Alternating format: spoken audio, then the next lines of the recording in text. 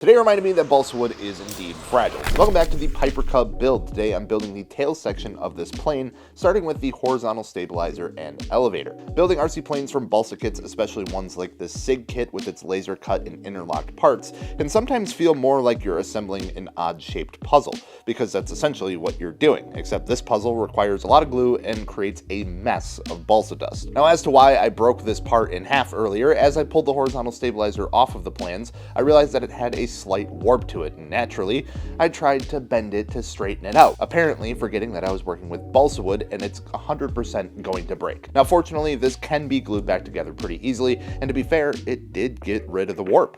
The process for building these parts is generally pretty straightforward. Lay the parts on top of the blueprints, glue them together, sand them out smooth, and repeat. These two elevator halves get joined together by a piece of bent wire which is located by the blueprints. Each side gets marked and a hole drilled into the leading edges, as well as a channel cut into them to allow the wire to sit flush. And after setting everything into place with a bunch of epoxy, the elevator is now one piece. This section will also get reinforced with some fiberglass later on. Moving on to the vertical stabilizer and rudder, the process repeats itself once again, assembling the puzzle of parts, cutting some balsa sticks to size, and gluing everything together. And while it's important these parts get sanded down flat and smooth, the edges of these parts will also have to be rounded and shaped, which of course takes some sanding, and some more sanding, and some more sanding, and guess what?